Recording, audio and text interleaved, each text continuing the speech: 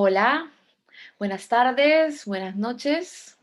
Bienvenidas, bienvenidos y bienvenides al foro CAP virtual. Soy Gabriela Wiener, soy escritora y periodista, soy bisexual y no monógama. Soy migrante también peruana en España. Soy madre de Coco, una adolescente trans no binaria, y de Amaru. Estoy de hecho ocupando, invadiendo ahora mismo la habitación de Coco, de ahí su bandera bisexual enorme, tiene 14 años. Estoy súper feliz y orgullosa de acompañar a estas personas aquí presentes, que son auténticos referentes LGTBQI+, en sus países. Si hay algo que los organizadores y organizadoras han tenido muy claro para esta cita, es que debía convocarse a personas como estas, precisamente, que están haciendo que Centroamérica se encuentre ahora mismo en resistencia y a la vanguardia de la lucha por los derechos de las diversidades. Así que voy a presentar aquí a nuestros invitados. Está Margarita Salas, de Costa Rica. Ella es comisionada presidencial de Asuntos LGBTQI+ de Costa Rica. Está Iván, a su lado, Chanis Barahona, de Panamá, es abogado y experto en derechos internacionales, presidente de la Fundación Iguales y coordinador de la campaña Sí Acepto Panamá, que ahora nos va a contar en qué consiste. Y finalmente está Bianca Rodríguez, del Salvador, directora de Comunicando y Capacitando a Mujeres Trans, con Cabis Trans. Bienvenidos a todos. Antes de darles paso, quería contarles a las personas que nos están viendo que este encuentro se titula de manera muy directa, sangrantemente explícita, de hecho, la homofobia y la transfobia cobran vidas, es así de literal, ¿no? Porque lo hacen año a año y a puñados.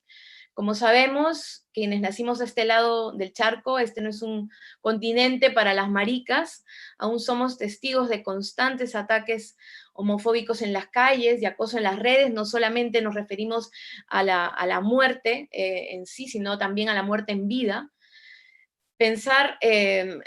Pesan aún sobre nuestra comunidad estigmas, estereotipos, discriminación constante que limita la calidad de vida de las personas y sus posibilidades vitales, ¿no? Lo que los convierte muchas veces en casi supervivientes. Aún seguimos en muchos casos sin leyes, la esperanza de las personas trans sigue sin superar la media de 30 años en muchos países, y si a esto le sumamos el profundo racismo y clasismo de nuestros países, el día a día de la comunidad es un día a día violento. Aunque la mejor noticia del mundo es que la generación Z, como la de mi hija, es prácticamente ya toda gay, ¿no? Aunque hayamos tenido noticias increíbles hace poco, como el premio Sor Juana Inés de la Cruz de la Feria del Libro de Guadalajara, un premio literario importante entregado solo a escritoras de altísima calidad, para Camila Sosa Villada, argentina, mujer trans. Aún, pese a estas buenas noticias, vemos cómo sectores emergentes de la ultraderecha siguen intentando apuntalar sus discursos y políticas de odio en muchos países, y en algunos directamente se persigue, detiene y mata a nuestras compañeras y compañeros. Desde Polonia y Rusia hasta Brasil, este odio además se nos ha infiltrado incluso dentro del movimiento feminista, dentro de nuestros espacios supuestamente de afinidad, ¿no? Con esas facciones transexcluyentes, por ejemplo, que este año nos han producido tanto dolor. Incluso en un país como España, en el que vivo, donde se han producido en los últimos años avances muy importantes, como saben, en derechos, como el matrimonio igualitario. Hoy vemos cómo le está costando a este gobierno, que es progresista, aprobar, por ejemplo, en este momento la ley trans, que lleva cocinándose hace mucho y que busca simplemente despatologizar la experiencia de las personas trans, por la oposición de algunos sectores, algunas mujeres que son además referentes clásicas del feminismo, incluso dentro de los dos partidos que co-gobiernan. Pero a pesar de los ataques, debemos pensar que esta reacción en realidad es la medida de nuestros progresos, ¿no, gente? La coyuntura actual es el resultado de décadas de lucha y una memoria que desde aquí obviamente vamos a intentar honrar. Muchas compañeras se quedaron en el camino y muchas lo pelearon hasta el último día, y por ellas que sabemos que vamos por buen camino. Queremos pensar que estos ataques que recibimos ahora son de alguna manera un indicador de nuestro triunfo futuro, porque seguimos cambiando el mundo, ustedes siguen cambiando el mundo, seguimos y seguiremos abriendo paso. Bueno, quería ya empezar a conversar con ellos. Pueden interrumpirse entre sí, por favor, para generar una conversación libre, si les parece, y si no, seguiremos haciendo preguntas. Quería empezar con Margarita. Hola, Margarita, ¿qué tal? No todo el mundo sabe que Costa Rica es uno de los países donde ya existe el matrimonio igualitario porque están de estreno, ¿no? Y lo que deben Sí, saber es que es en parte gracias a esta mujer que tienen aquí. Luchaste mucho para esto, ¿no, Margarita, junto a las demás? Y yo quería preguntarte hoy cómo se llega a ese punto, ¿no? ¿Cómo se crea esa conciencia ciudadana de los derechos humanos de las personas de esta comunidad? ¿Cómo se genera esa empatía que falta tanto ahora en muchos lugares todavía? Tú eres una comisionada presidencial para estos asuntos, ¿no? Así que también complementariamente quería saber si se llega al poder con esto o hay que primero llegar al poder para lograrlo, Margarita. gracias. Sí, mira, yo siempre pienso en el cambio social y nos imagino como gotitas que vamos transformando esta marea que va cambiando estas cosas sociales. ¿Y por qué lo digo? Las transformaciones sociales nunca son obra de una sola persona. En la revisión posterior vamos a pensar en quién puso tal recurso, quién dio tal paso, pero la realidad es que aquí estamos caminando sobre los hombros de gigantes. ¿Y a qué me refiero con esto? Hay muchas personas, algunas que ya murieron, que dieron su vida y dedicaron su vida entera a avanzar este tema. Entonces, yo creo que acá ha sido clave la combinación de varios elementos. Uno de los primeros es empezar a tener abiertamente la discusión con personas que no tienen nada que ver con el movimiento LGBTI. Es fundamental que esto no sea una discusión entre quienes ya estamos convencidos. Y yo creo que en esto hubo elementos como campañas de recolección de firmas que fueron fundamentales, donde nos tiramos a las calles a pedirle a la gente la firma por el matrimonio igualitario. En esto fueron fundamentales también las baterías desde el derecho que interpusieron abogados, abogadas, ¿verdad? Una y otra vez dándose contra la sala constitucional, interponiendo, elevando recursos ante la Corte Interamericana y por supuesto también reconocer acá el papel que tuvieron las figuras políticas valientes. ¿Y por qué digo esto? Porque el movimiento creamos un ambiente fundamental, empujamos, pero también necesitamos de la alianza de figuras políticas, como en este caso Ana Elena Chacón, que estén dispuestas a jugarse el todo por el todo y hacer la consulta a la Corte Interamericana, que fue el mecanismo. Costa Rica no logró ponerse de acuerdo en la Asamblea Legislativa ni lo lograría 10 años más allá, pero tuvo que recurrir a las Cortes Internacionales. Y acá es importante, siento yo, hacer uso de esos recursos de personas aliadas en posiciones de poder que pueden dar pasos fundamentales. ¿Fue esto suficiente? No, tampoco. Se tuvo que venir la campaña de Sí Acepto en Costa Rica para contarle a la gente historias reales de familias, porque aquí no habían actores ni actrices, eran historias reales de personas que estaban pasando por este tema. Y entonces para las personas poder ver a esa familia que les contaba un poco sobre, bueno, es que yo al principio no sabía qué decirle a mi hija y bueno, poco a poco fui aceptando y aquí estamos y vamos para adelante y toda esta cosa, porque eso era fundamental para crear un ambiente de mayor aceptación. Habría sido terrible que la ley entrara en funcionamiento y hubiera pegado contra pared contra una sociedad profundamente homofóbica, lesbofóbica, transfóbica. Entonces, todos estos elementos fueron creando. Yo creo que la creación del puesto de comisionada de asuntos LGBTI es reflejo de cómo se ha transformado el tema dentro de la sociedad costarricense, que además, importante contarles que aparte del puesto, se crean comisiones institucionales LGBTIQ en cada una de las instituciones públicas. Entonces, y se crea un consejo consultivo donde sociedad civil puede interactuar ahí. Entonces, toda esta infraestructura tiene el objetivo de seguir empujando las diferentes partes de acceso a derechos para la población LGBTIQ+, porque con el matrimonio igualitario no se acaba. Ese es un paso fundamental, pero es solo un paso. Los pendientes son enormes, ¿verdad? Ni hablar del tema que la opinión consultiva trataba sobre matrimonio, pero también sobre identidad de género, y seguimos sin poder implementar plenamente la parte de identidad de género. Muchas gracias, Margarita.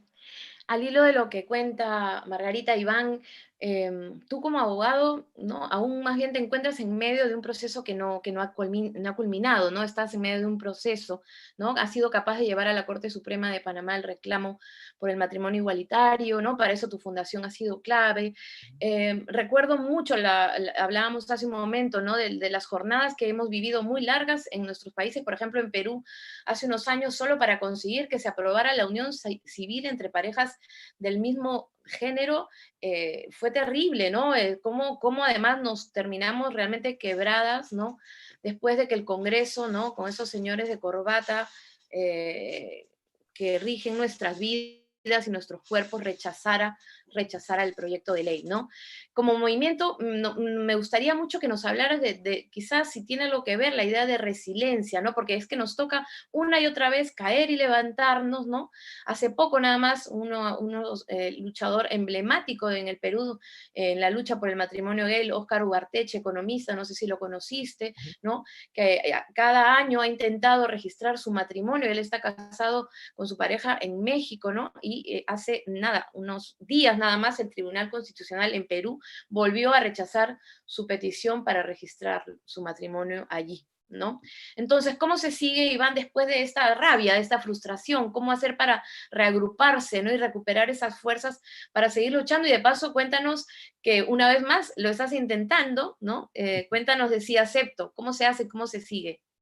Bueno, con determinación, con paciencia y con preparación. Yo digo que el tiempo de improvisar, pues no lo tenemos. Tenemos que utilizar nuestros mejores recursos. Por eso es importante diversificar también, ¿no?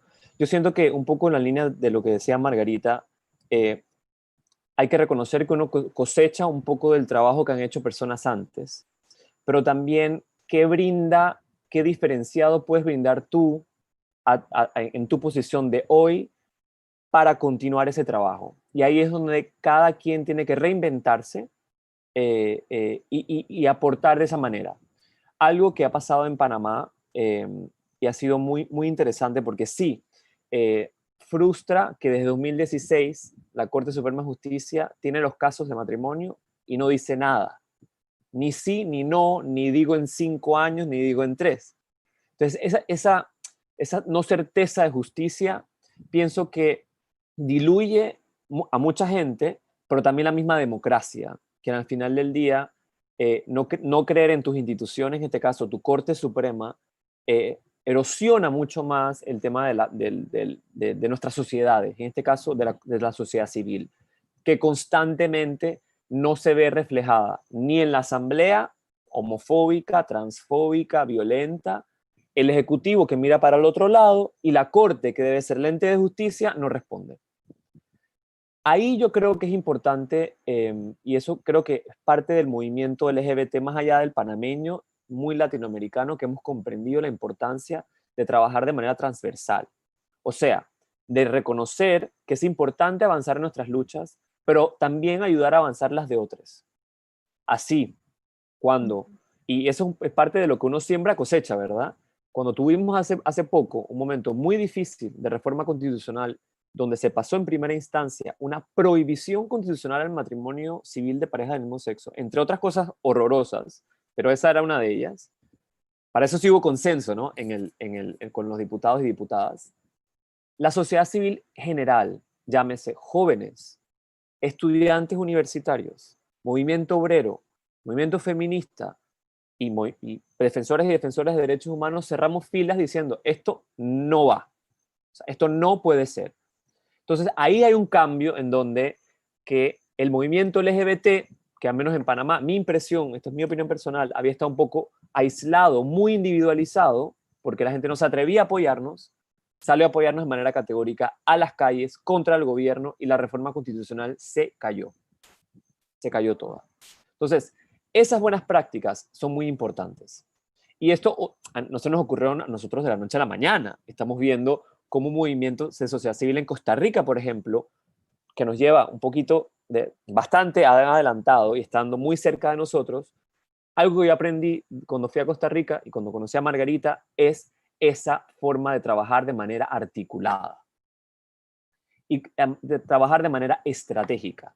Y ahí es donde ahora te voy a responder lo de sí acepto. Porque en Panamá tenemos también la campaña, que fue un éxito rotundo y que fue determinante en el cambio social que hablaba Margarita. Porque el cambio legal es un hecho. Yo como abogado internacionalista te digo, la Corte Interamericana ya dijo, esta es la ley, los estados tarde o temprano van a tener que ceder, algunos van a demorar porque nos tocará ir a la Corte Interamericana, no lo sé, otros harán lo correcto como hizo Costa Rica. En ese interín es tan importante o más importante el cambio social. Por eso inicio Fundación Iguales. Porque yo estaba muy enfocado en lo jurídico y digo, pero yo me fui 10 años de Panamá y he regresado al mismo país, o peor, en cuanto a violencia de personas LGBT y personas trans, específicamente. Entonces, ahí me voy a la sociedad civil, salgo del gobierno y voy a la sociedad civil. Aprendo de Sí Acepto Costa Rica y lo traemos acá. Es básicamente una campaña basada en valores comunes, en lo que todos tenemos como ciudadanos de un territorio, eh, que no nos diferencia unos de otros y que al final lo que queremos es ser tratados igual ante la ley. Entonces, reconocer ese cambio de repente de un activismo que se tiene que seguir, ¿no? El activismo duro, el activismo de derecho, el activismo de cortes, de litigio estratégico, pero tiene que ir acompañado también de campañas sociales que busquen empatía para que ese grupo cautivo por un grupo conservador se sienta que puede estar de un lado del reconocimiento de derechos, de la reivindicación, del trato digno a una comunidad o a un grupo poblacional minoritario. Y ahí es donde estamos ahorita mismo y esperamos sea un éxito. Estoy seguro lo va a ser. Suena muy bien, la verdad. Me interesa mucho eso de la articulación centroamericana, precisamente en temas de derechos, que igual luego lo podemos desarrollar un poco más, espero. Pero ahora quería hablar contigo, querida Bianca. Si escuchan unos ronquidos, es mi esposa, que puede dormir perfectamente mientras hago un Zoom. Así que no se extrañen, ¿ok? Bueno, Bianca, una vez, no sé, un tipo te secuestró, ¿no? En plena calle, ¿no? Te metió en su coche para amenazarte. Dijiste que en ese momento sentiste que podías terminar siendo una cifra más. Alguien como tú, líder del movimiento por los derechos de las personas trans, puede temer todavía por su vida, ¿no? Así estamos. Derechos amenazados, ley de identidad todavía siendo una utopía en muchos sitios. Quería preguntarte, Bianca, ¿tú tienes confianza en los procesos políticos abiertos ahora mismo en algunos países de Centroamérica, por ejemplo? Como te comentaba en España, que parecía que ahí ya nos acercábamos, ya la reacción está siendo muy fuerte, no tanto como para encontrar enemigos donde menos te lo esperas, ¿no? Me gustaría que nos contaras cómo lees este momento trans en Centroamérica y si sientes que es ahora o deberemos esperar más, aunque sabemos que sí o sí se va a hacer, ¿no? Pero ¿cuánto más hay que esperar? ¿Cómo lo ves? Sí, buenas noches.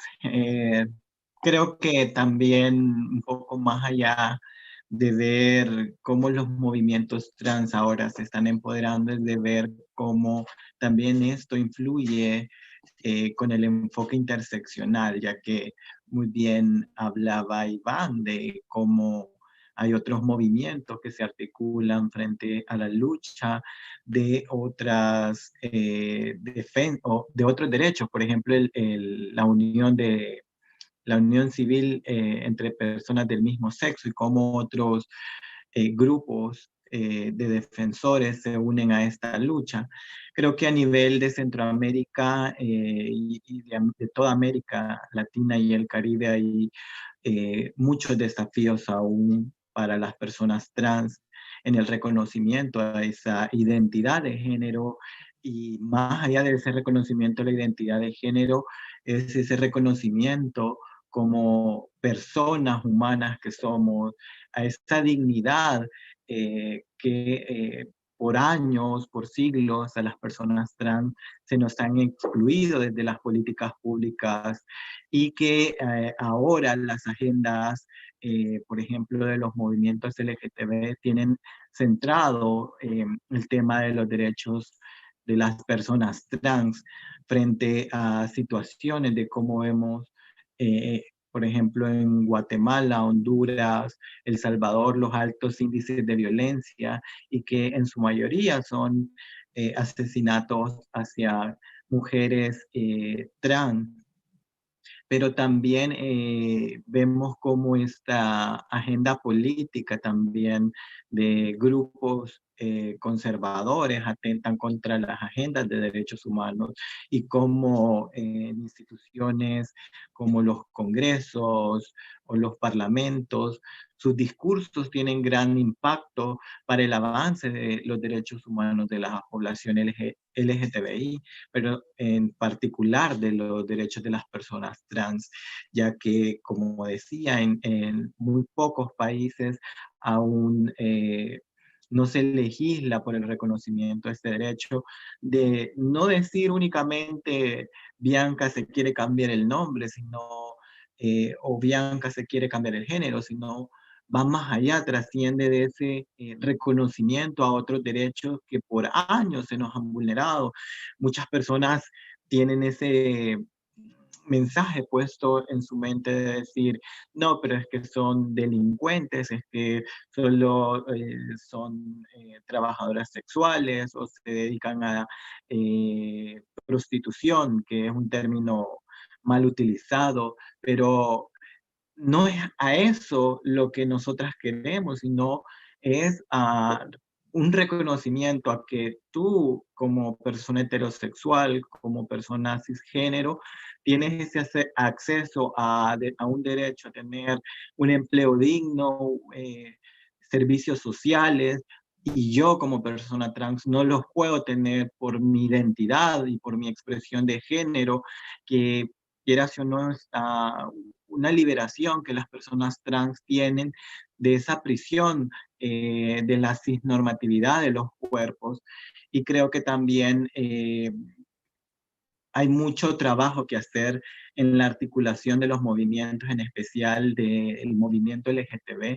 Vemos cómo la mayor parte de organizaciones a nivel regional de personas trans están más articuladas que otras organizaciones como por ejemplo de hombre gay, de mujeres lesbianas, que no es decir que hay como mayor o menor discriminación a X grupos, sino que quieras o no hay una visibilidad que es más latente, que es más pronunciada y que nos pone en esa palestra pública de decir, estos son nuestros derechos, eso es lo que queremos, no vamos a rendirnos por conquistarlos, no vamos a dar un paso atrás en estas luchas porque llevamos más de 50 años desde el orgullo LGTB y vemos que esa reivindicación de derechos humanos debe de continuar, no debe de pararse frente a, por ejemplo, gobiernos autoritarios, gobiernos conservadores.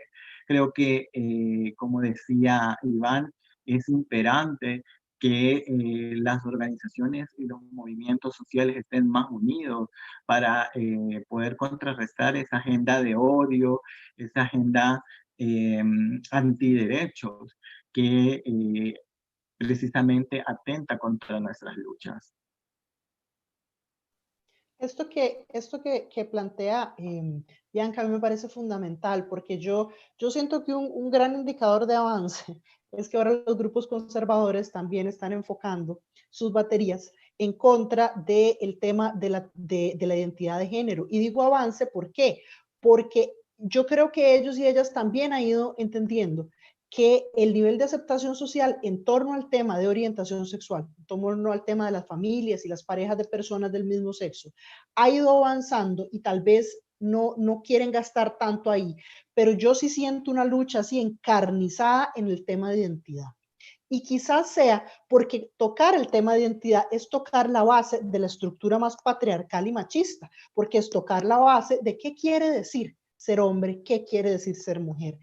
Y yo a veces me siento absurda cuando tenemos que decir, a ver, que las mujeres trans son mujeres, carajo, y que los hombres trans son hombres y fin de la discusión y punto pelota. O sea, esta no puede ser parte de la discusión y hay que cerrar filas en torno a esto y en torno a la protección y el derecho a la identidad. Y yo sí veo esto en las luchas que tienen incluso contra la educación para la sexualidad y contra la noción de género, ¿verdad? Metidos debajo de este paraguas ficticio que es la ideología de género, para tratar de plantear el género como algo biológico, a contrapelo de todo lo que ya sabemos de la ciencia y de la comprensión del género como una construcción social. Entonces yo pienso que este va a ser un nudo difícil de desatar, en el que todavía nos hace falta mucho camino que recorrer para que las personas comprendan lo que quiere decir dentro de la identidad de una persona que yo no le reconozca su nombre,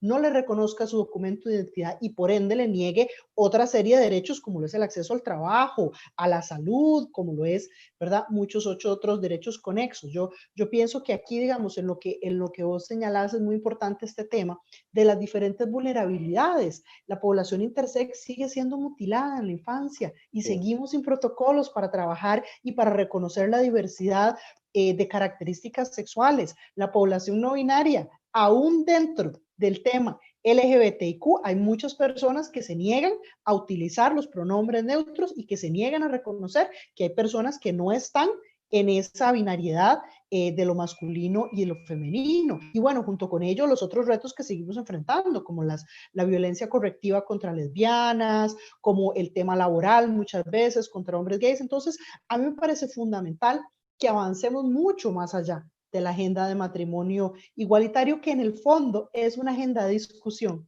de nuestro derecho a ser y a amar a quien queramos, pero también de nuestro derecho a ser quien somos con la identidad que tengamos. Totalmente. Pudimos ver en las últimas elecciones norteamericanas, justo en este contexto, ¿escuchan los ronquidos? Perdón. Pudieron ver, ¿no? Que fueron elegidas varias, ¿cómo se llama el cargo ahí? Congresista, Hubo de todo, ¿Congresistas ¿no? eran o eran senadoras, ¿no? senador. Incluso Sí. una primera, Sí, senadora, ¿no? incluso un cargo, una mujer trans en un primer cargo de ministra, me parece, además, ¿no? Quiero decir, como que ahora mismo, además, es que a la par, ¿no? Que es un poco lo que comentaba al principio, ¿no? O sea, la medida de la reacción es la medida en realidad del avance Sí. que se está dando, hasta qué lugares se está llegando, ¿no? Y efectivamente, como decías Margarita, empieza a haber todo este discurso acerca del borrado de la mujer, acerca de un montón de cosas, ¿no? Basadas en teorías francamente absurdas, ¿no? De fake news directamente, de desinformación total en algunos casos, ¿no? En otros casos simplemente basados en el privilegio y en las teorías, ¿no? En debates teóricos, ¿no? Dejando a un lado la vida, la realidad, ¿no? De la existencia y derechos humanos de las personas trans, ¿no? Por eso me parece tan importante también el tema quizá de la comunicación, de cómo llegar con esto, cómo comunicarlo, ¿no? Porque estamos hablando de cómo se logran derechos, ¿no? Pero veamos un poco también cómo todas las aristas, ¿no? Pensaba, Iván, que tú a lo mejor podías contar sobre este podcast que tienes, que has llevado durante la pandemia, ¿no? Que unía un poco el tema de la vulnerabilidad, precisamente la precarización a la que nos está llevando este virus mundialmente, ¿no? Que se suma a una vulnerabilidad ya de base, que es, por ejemplo, pertenecer a la comunidad LGTBQI+, en un mundo de odiadores, ¿no? Cuéntanos cómo se enfoca eso y cómo poder enfocarlo a nivel de comunicación. Gracias. Ha sido un trabajo muy interesante y personalmente yo también participé como narrador, entonces me involucré muchísimo en los podcasts con un equipo excepcional. El podcast se logra con la colaboración estratégica entre el periodismo independiente, en este caso el colectivo Concolón en Panamá, y Fundación Iguales. Y lo que hicimos fue buscar historias LGBT en medio de la pandemia. ¿Por qué? Empezó la pandemia, empezó la histeria, ¿no? La histeria colectiva, y o todo era cumplir con la ley, cumplir con la autoridad y encerrarse. En este caso, La violencia contra las mujeres, los femicidios, la violencia contra personas LGBT, la discriminación hacia los pobres, rampante, y nadie podía decir nada. Eras falso patriota, etcétera, ¿no? Todo lo que conlleva nuestras sociedades latinoamericanas. Entonces, ¿cómo le dimos la vuelta? Dice, ok, puede sonar insensible hablar de matrimonio en plena pandemia cuando hay gente muriendo, sí, es cierto, pero ¿cómo contamos o cómo hacemos ver que se están vulnerando los derechos de estas personas? Y aquí pasó algo muy grave. Panamá fue uno de los pocos países que mantuvo medidas de restricción binaria por sexo. Por 5 meses y medio acá se podía hacer un día los hombres y un día las mujeres. Imagínense la afectación hacia personas trans, donde seguramente, no tengo estadísticas, el 97-98% de ellos todavía no han cambiado el indicativo de sexo o género en su cédula. Entonces, te fuerzan a salir un día donde nadie se ve como tú, donde la policía, dentro de su reglamento, considera el lesbianismo y el homosexualismo como falta grave, tan grave como disparar un arma de fuego contra tu compañero, y esos son los que están en la calle viendo quién entra o quién no entra al supermercado. El día 1 se llevaron presa a una mujer trans que estaba haciendo voluntariado repartir comida. La historia es, o sea, podemos hablar horas de las historias. Nosotros tenemos o apoyamos al grupo de hombres trans a hacer un informe que contiene 34 documentaciones sobre violaciones de derechos humanos, sobre todo para el acceso a medicamentos o comida. O sea, hombres y mujeres trans que no las dejaban entrar al supermercado. Se va para su casa o la llevó presa. O lo llevó preso. Bueno, el podcast habla de eso. Habla de la realidad de la discriminación que vivieron las personas trans por la medida binaria. Habla de las separaciones de las familias. Por ejemplo, un panameño que su esposo es irlandés y su hijo, como no lo han reconocido, que tiene 2 papás acá, estaba, no tenía acceso a la salud, al sistema de salud público, se tiene que regresar a Irlanda con el otro esposo para que esté seguro en su salud e integridad física. Y hay una separación de familias porque no hay matrimonio igualitario, porque no hay reconocimiento de familias diversas. Y así, por ejemplo, también fue muy interesante ver cómo nos percibimos desde el exterior. Entrevistamos a personas LGBT en Nueva York, en Hong Kong, en Madrid, de cómo vivían la pandemia siendo LGBT versus cómo lo vimos nosotros. Y la disparidad era horrorosa, en el sentido de la libertad que tenían ellos y ellas como personas LGBT versus ser LGBT en Panamá en medio de la pandemia. Y así otras muchas historias. En un contenido rápido, atractivo, accesible. Hoy los podcasts, pues ya sabrán el éxito de ellos para comunicar y contar historias. Y fue un proyecto muy interesante que ayudó a documentar y sobre todo de una manera humana todo lo que venimos documentando y hablando desde el punto de vista del activismo jurídico y estratégico. Se llama Panademia LGTB, por si acaso, y está en Spotify y en todas las plataformas, así que pueden revisarlo. Tomamos nota. Gracias. Bianca, ¿qué te genera todo lo que estamos hablando ahora hace un momento? Pensando un poco en tu organización también, ¿no? Tengo entendido que allí hacen una capacitación de mujeres trans, ¿no? Con Cavis, ¿verdad? Quería ver si podías compartirnos, ¿no?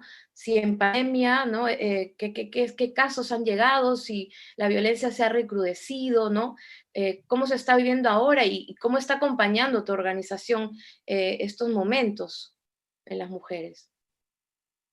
Bueno, creo que también la pandemia del COVID-19 ha venido como a recrudecer las realidades que enfrentamos las personas LGTB, pero que sobre todo enfrentamos con mayor desigualdad las personas trans. Y me refiero a las personas trans hablando de mujeres y hombres trans.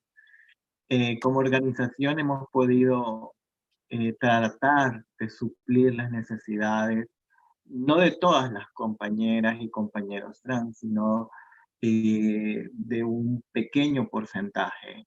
Desde Concavis hemos entregado alrededor de 1.600 apoyos a través de tarjetas de supermercado, dinero en efectivo, kits de alimentos, kits de higiene personal y de prevención del COVID-19, que han sido apoyos muy, muy pequeños en comparación a las obligaciones que deben de tener, pues, por ejemplo, los estados frente a estas situaciones.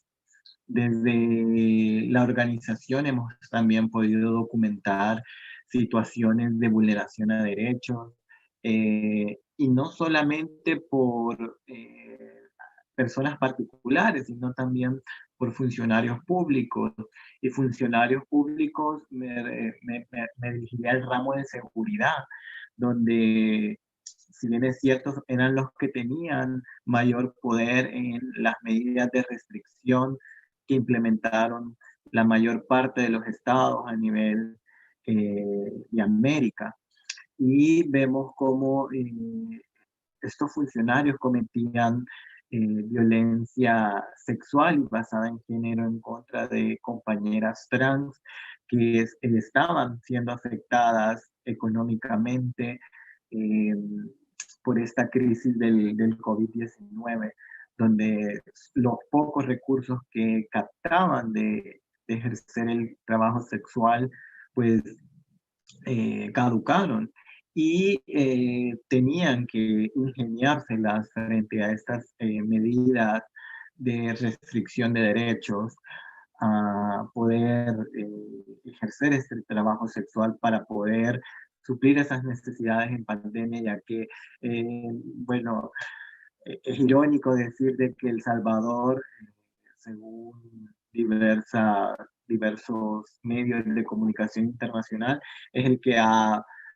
manejado mejor la pandemia, pero ha manejado la pandemia no desde un enfoque de derechos humanos, sino desde un enfoque de violación a derechos humanos, donde han habido detenciones arbitrarias, han habido abusos de poder, han habido violencia ejercida por parte de cuerpos uniformados, han habido ejecuciones por parte de cuerpos uniformados también. Y vemos cómo el enfoque de género y diversidad en la mayor parte de programas que el gobierno implementó fue como un común denominador que no existía y hasta el momento no existe en todas estas medidas, tanto de recuperación económica o de post-pandemia o del denominado plan una nueva realidad, y quieras o no, vemos como la población LGTBI frente a la pandemia del COVID-19 ha quedado desprotegida bajo las políticas públicas, y lo que también mayor nos llama la preocupación es que esta desigualdad ha sido mucho más evidente para las compañeras trans, que hemos visto en muchos casos que viven en condición de pobreza extrema. Eh, y también nos preocupa mucho de cómo los estados van a responder con políticas públicas para mitigar esos impactos post la pandemia, ya que no hay planes específicos para poder atender las necesidades de la población LGTBI.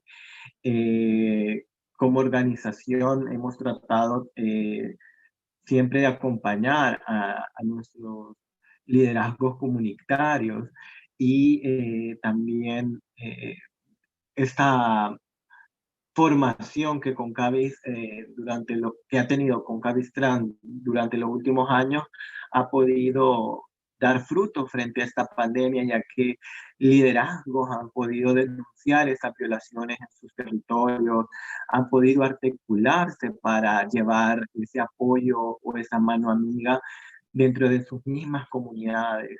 Y asimismo, vemos cómo las instituciones públicas durante este periodo de pandemia no miraban otra situación, como lo decía Iván, que no fuera la pandemia del COVID-19. Y quieras o no, a pesar que es una realidad la enfermedad del COVID-19, pero hay problemas que no se detienen, como la violencia, y El Salvador encabeza esos índices de violencia, eh, a pesar de que digan, se ha reducido el número de homicidios, pero el número de desapariciones ha aumentado en El Salvador. Eh, y vemos cómo también el sistema de salud está tan normativizado, no solo en El Salvador, sino en todos los países de la región, que al parecer las personas LGTB no pueden contagiarse del COVID-19, ya que no existen datos de las instituciones de salud o de los institutos de salud que reflejen esta realidad que también puede afectar a la población LGTB. A mí me parece fundamental que a veces cuando hablamos de pobreza o de exclusión en nuestras sociedades, pensamos que eso no tiene nada que ver con las personas LGBTQ, y es fundamental que nos demos cuenta de la enorme diversidad que existe. Estas historias de las que hablaba Iván y que también hablaba Bianca, a mí me parece muy importante porque permiten que las personas comprendan mejor las vivencias. ¿Qué quiere decir? Más allá de decirle a la gente que tenemos un Estado cisnormativo, patriarcal, opresor, ¿verdad? O usar palabras que de pronto pueden resultar un poco complicadas, a veces cala mucho más contarle a la persona, mire, es que de lo que le estoy hablando es que yo iba al supermercado y no me dejaron entrar a comprar comida y no puedo entrar y tengo 3 días de estar tratando de ir y no tengo manera de entrar, ¿verdad? O estos temas de los impactos que tienen acá con todo el tema de la pandemia, con el cierre de bares y el cierre de muchos espacios. Bueno, ahí trabajaban muchas personas LGBTQ. O cuando se ve, por ejemplo, que sí, que es que está habiendo mayor contagio en las cuarterías. ¿Quién creen que vive en esas cuarterías? ¿Sí? Si no son muchas de las compañeras que están en comercio sexual. Entonces, muy importante poder diversificar esas vivencias, porque hay personas LGBTQ en todos los estratos de la sociedad en nuestras regiones, y también la pobreza nos afecta directamente. A mí me parece fundamental, por eso, que haya políticas dirigidas en ese tema de atención de la emergencia específicamente. Y alguna gente podría pensar, bueno, pero ¿qué tiene que ver ser una persona LGBTIQ con la pandemia? Tiene todo que ver, porque le estamos diciendo a la gente quédese en casa, asumiendo que la casa es un lugar seguro. Y sabemos que para la mayoría de las personas LGBTQ, la casa no es un lugar seguro, porque es un espacio donde probablemente no han necesariamente aceptado ni asumido su identidad o su orientación, y esa persona va a estar enfrentando violencia. Entonces, ¿qué recursos le estamos dando a esta persona para que pueda recibir ese apoyo de sus pares durante este tiempo en que va a estar alejada de los espacios que sí son realmente seguros? Todo esto es parte de la necesidad de entender que el Estado debe atender a la población en su enorme diversidad, considerando variables de género, de identidad, de orientación, variables étnicas, de discapacidad. Todas estas variables deben entrar en la respuesta que tenemos frente a este tema de inclusión o exclusión de las poblaciones. Correcto. Solo agregar algo que decía Margarita, que el quédate en casa no es lo mismo para la población LGTBI o para las mujeres trans, porque hemos podido constatar durante este periodo de encierro cómo mujeres trans han sufrido violencia sexual, violencia intrafamiliar, y no precisamente de sus propias familiares, sino de sus parejas sentimentales, que las obligaban 1, 2, 3 veces, hasta 5 veces de sostener relaciones sexuales. Pero el quédate en casa para la población trans no ha sido de la misma manera que lo es para otro grupo poblacional, ya que hay muchas mujeres trans que no pudieron quedarse en casa porque también fueron desalojadas por no pagar sus rentas o porque las consideraban estar mayormente expuestas al contagio del COVID-19. Sí, Muchas acá fue, gracias. acá fue muy interesante, muy breve, Sí, sí. cómo eso que les contaba de, de ese horror de personas trans que no podían ni acceder a lo más básico como alimentos y medicinas, logramos sensibilizar a muchas personas, hasta personas que eran muy conservadoras o anti-trans, al ver que es real la discriminación, que el no tener esa cédula, ese derecho a tu identidad, le estaba vulnerando hasta el derecho a alimentarse. Hubo un gran apoyo y lo supimos capitalizar al establecer una alianza entre dos organizaciones trans, Hombres Trans y APPT, con Fundación Iguales, para una red solidaria. ¿Qué pasa? El gobierno se demoró mucho tiempo en lo del bono y lo demás. Al punto de ustedes, hay una correlación entre pobreza y ser LGBT o ser persona trans, y el hecho de quédate en casa, no trabaje, que trabaje, con qué ahorros, etcétera, o falta de apoyo de sus familias, que muchas personas realmente estaban en una emergencia de recibir apoyo. Entonces, a través de donaciones logramos entablar una red de solidaridad a personas trans, la mayoría mujeres trans, para llevarles a sus casas, para que no tuvieran que salir y exponerse las medicinas o el alimento. Entonces, si bien fue muy dramático, muy duro, les comparto ese como silver lining del momento más duro del trabajo durante la pandemia. Logramos capitalizar un apoyo bueno de la población que se sensibilizó y sí apoyó. Entonces, si bien no fue fácil, fue un momento positivo, por así decirlo, hasta un momento muy, muy oscuro de nuestros días. Un poco también a lo que hablaba antes Margarita, porque al sol de hoy la policía no ha pedido perdón, la policía, la medida nunca se quitó por la presión que hicimos 5 meses y medio. La medida simplemente se quitó para todos y bueno, se eliminó el tema de la restricción de movilidad, entonces las personas trans ya no están eh, afectadas. Un poco lo decía Margarita, de esa nueva ola de total contra de reconocimiento de derecho a la identidad y la expresión de género, porque saben que ya perdieron o están por perder el tema de la orientación sexual o del matrimonio. Entonces, ahí políticamente ves cómo se refleja el tema, bueno, al menos en Panamá. Ujú. Son las 2:48 AM de Madrid, España, donde estoy yo, claramente probando mi compromiso total con esta causa a estas horas de la madrugada. Quedan pocos minutos, pero todavía podemos recibir preguntas de la gente que nos está siguiendo. Nos ha llegado un comentario, a ver si alguno quiere eh, comentarlo, no sé, o ignorarlo, pero es de Mario, dice, hay que recordar también el poder que tiene el capitalismo rosa para dividir a grupos que prefieren ser asimilados y no crear controversia. No sé si alguna quiere comentar. Yo comprendo la preocupación que tienen algunos sectores por el tema de la asimilación. Yo le diría que la asimilación es un lujo que muchas personas LGBTQ no tenemos.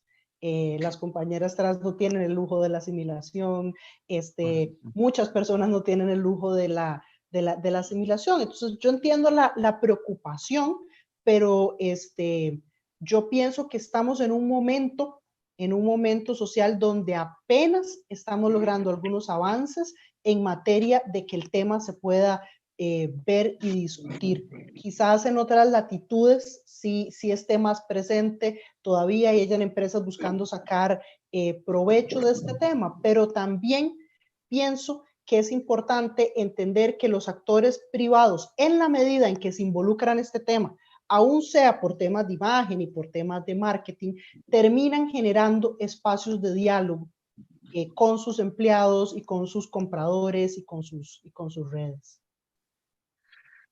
Yo coincido y también estamos, y yo lo veo desde la ventaja.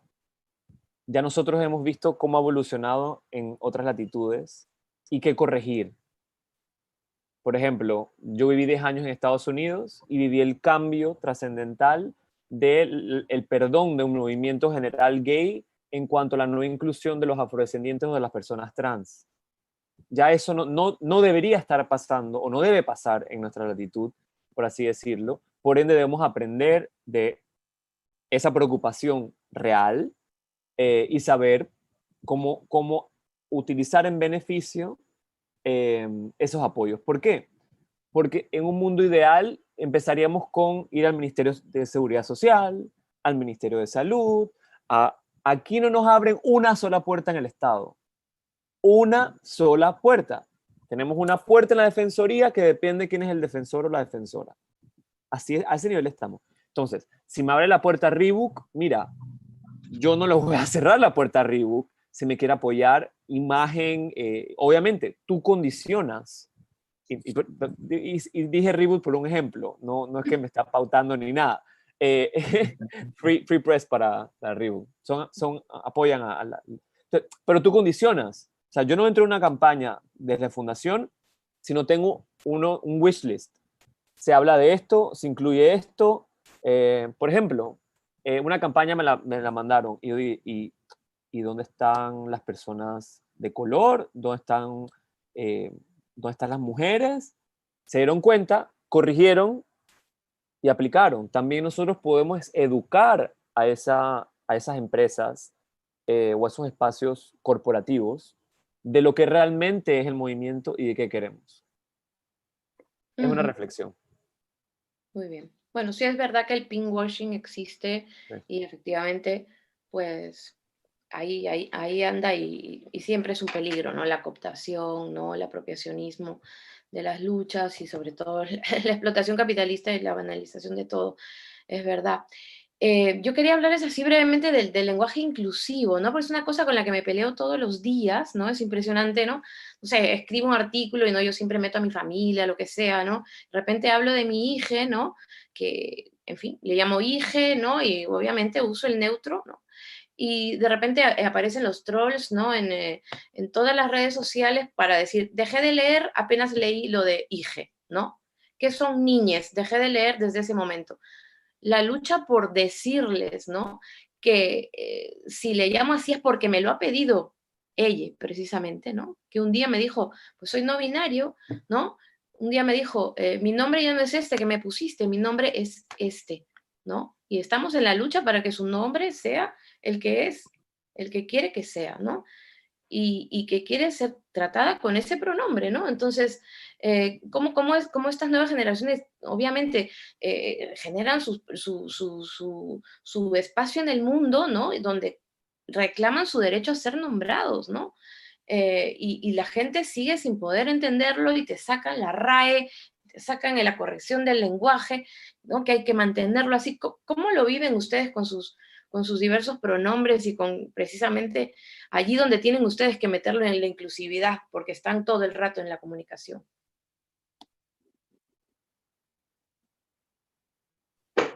Mira, yo pienso que hay muchas formas del lenguaje y muchas maneras de articular el lenguaje con genéricos que son realmente, digamos, como genéricos que hablan, qué sé yo, cuando vos puedes hablar del estudiantado, del funcionariado, en lugar de hablar de los funcionarios y las funcionarias.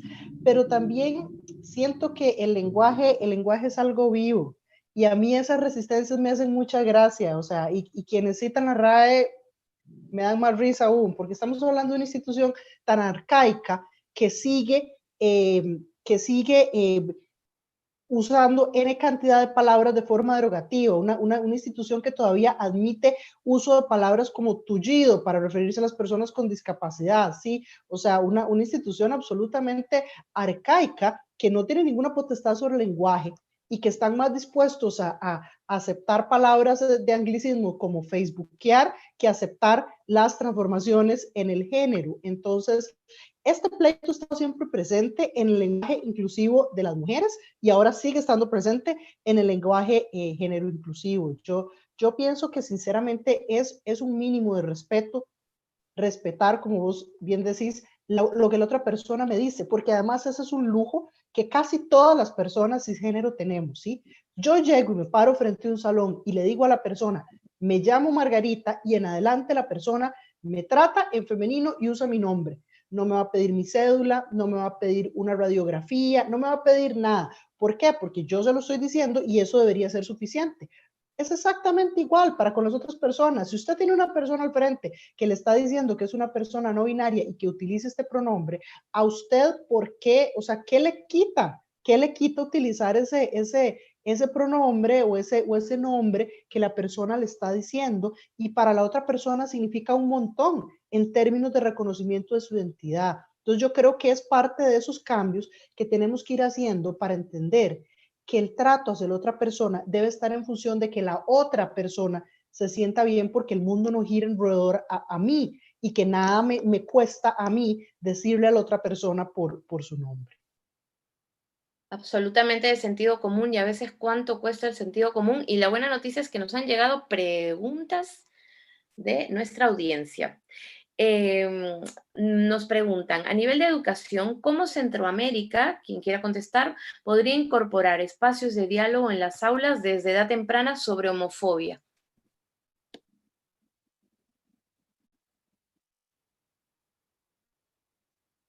Bueno, voy a tratar de responder yo. En El Salvador, bueno, este año se presentó una iniciativa de ley sobre educación sexual eh, y derechos sexuales y reproductivos, donde buscaba precisamente esa educación sexual hacia niños, niñas y adolescentes, pero también desde un enfoque de no discriminación y de derechos humanos, pero que debería de ser, bueno, es el deber ser que los sistemas educativos actualicen sus currículas, pero lastimosamente siempre vemos como grupos fundamentalistas eh, meten su cuchillo, su tenedor en esas políticas y las desarticulan. Y creo que precisamente eso es lo que hace falta en los sistemas educativos a nivel de la región. Estupendo. Tenemos otra pregunta de Eduardo Rogel. Dice, ¿qué retos tienen los medios de comunicación, sobre todo los centroamericanos, respecto a la cobertura en temas relacionados a la población LGTBQI+, crímenes de odios, transfeminicidios, etcétera? Yo creo que el primer reto que tienen es no reproducir los estereotipos en torno a la población, no reducir la persona a su orientación sexual o a su identidad de género, ¿sí? Porque las personas LGBTIQ hacemos otro montón de cosas aparte de ser LGBTIQ.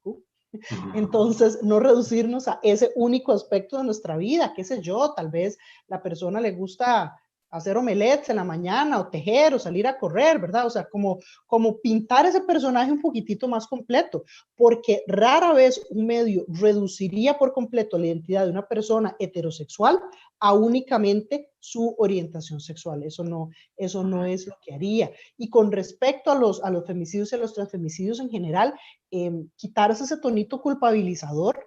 No es relevante qué ropa andaba puesta, no es relevante si la persona trabaja en comercio sexual o no, no es nada de esto relevante. Y la responsabilidad del asesinato de una mujer, sea esta mujer cis, trans, no binaria, reside en quien la asesinó. ¿Por qué no estamos colocando el foco? Y además dejen de usar el pasivo como forma de voz. Mujer fue asesinada, murió, perdió la vida. No. A ver, empecemos a usar esa voz activa porque alguien asesinó a esa mujer. Alguien le quitó la vida.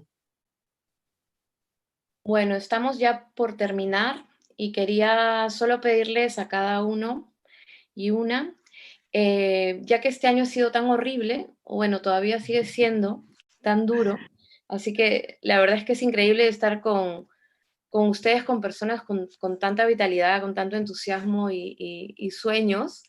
Me siento parte de este espíritu ahora mismo, pese a que es de madrugada aquí. Quería pedirles que cada uno me dijera un deseo, como si estuviéramos en Nochevieja, en Año Nuevo, ¿vale? A punto de quemar este año, me gustaría que cada uno se tuviera unos segundos para decirme qué desean.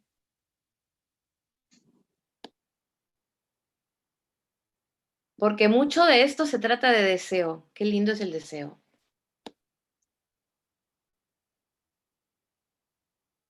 Iván, Yo voy a pedir un deseo político. Yo deseo que nuestros gobiernos en todos los espacios, especialmente en los congresos, pero en los más altos puestos ejecutivos, haya personas LGBT, especialmente personas trans, y que eso sea inspiración a las próximas generaciones de que pueden y se crean lo que ya nosotros sabemos y tratamos de decir, que pueden ser lo que quieran ser si se lo proponen, pero también si la sociedad, en este caso, ayuda y coadyuva y se lo permite. Margarita.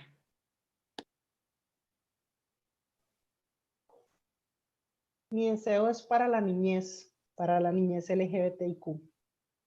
Deseo que en este fin de año y siempre se encuentren en entornos familiares, escolares y comunales que les celebren quién son, que les celebren su diversidad, que les acompañen y que les abracen para que se desarrollen a ser lo que quieran ser. Bianca. Bueno, yo lo voy a decir más cortito. Yo deseo más derechos para la región y más libertad para las personas LGTB. Y yo deseo que se cumplan vuestros deseos. Les mando un montón de besos. Muchas gracias. Un placer. Y gracias al Foro FUNCAP, a Natalia, a Omnium en los estudios. Sí. Y sigan, por favor, sintonizando este canal. Besos a los tres. Los quiero mucho. Yo también, un placer.